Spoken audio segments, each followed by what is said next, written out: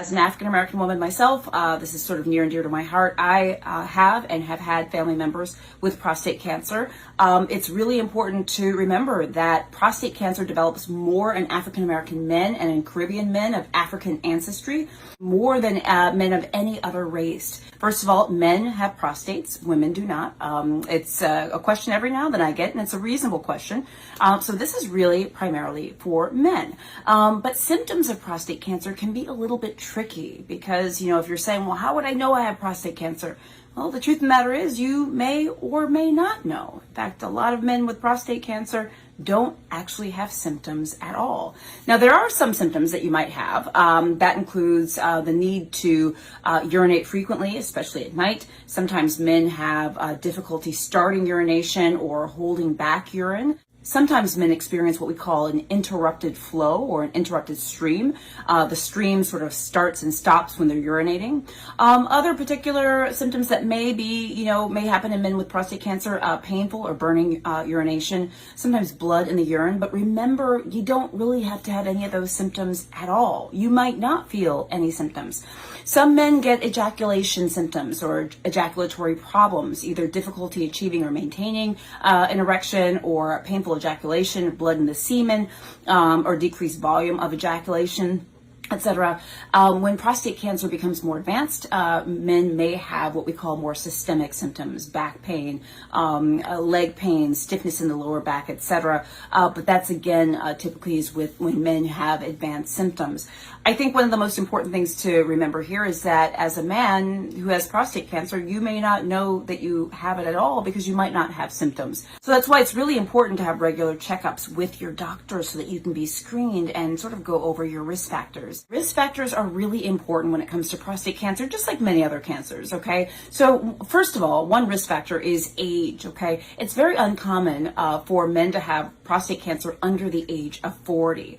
But the risk of cancer does rise over the age of 50. So it's important to remember that age, as we age, that becomes a risk factor for men. The other thing is race and ethnicity. This is really, really important. As an African-American woman myself, this is sort of near and dear to my heart. I have and have had family members with prostate cancer. It's really important to remember that prostate cancer develops more in African-American men and in Caribbean men of African ancestry, more than men of any other race. That is really, really important. If you are African American or of African ancestry, your risk is higher than other men.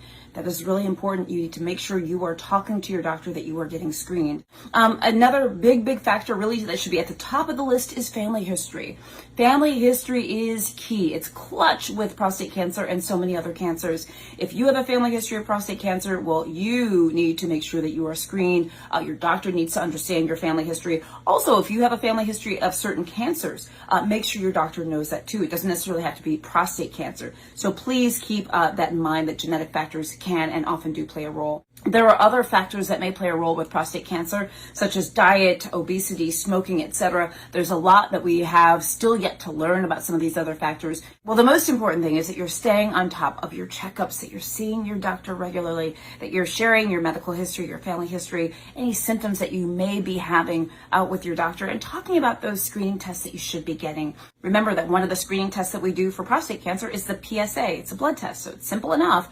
Please make sure you talk to your doctor, guys. I hope this is helpful. Guys, please share this video with other people. If you have not liked and followed my page, I invite you to do so. And for those of you who send stars, you can find those right underneath the video. I so appreciate every single one of you. I appreciate all of you. Thank you guys so much. I'll see you soon. Dexter Scott King, the youngest son of Martin Luther King Jr., has died. Hello friends, welcome back to our YouTube channel. Subscribe, share, and leave a condolence message. The King Center announced the sad news on Monday, noting Dexter succumbed to prostate cancer, which he seems to have been dealing with privately behind the scenes. The organization added his wife Leah Weber King was with him during his death, and she said he transitioned peacefully in his sleep at home with me in Malibu. It's unclear when Dexter was diagnosed, but he is now the second child of Martin Luther King Jr. to have passed since their father was assassinated in 1968. Yolanda King was the first of the children to die. She passed in 2007 as a result of complications from ovarian cancer, among other elements. And now Dexter has passed on too, and the remaining kids are Martin Luther King Jr. the third, the eldest, and Bernice King, the youngest out of all of them.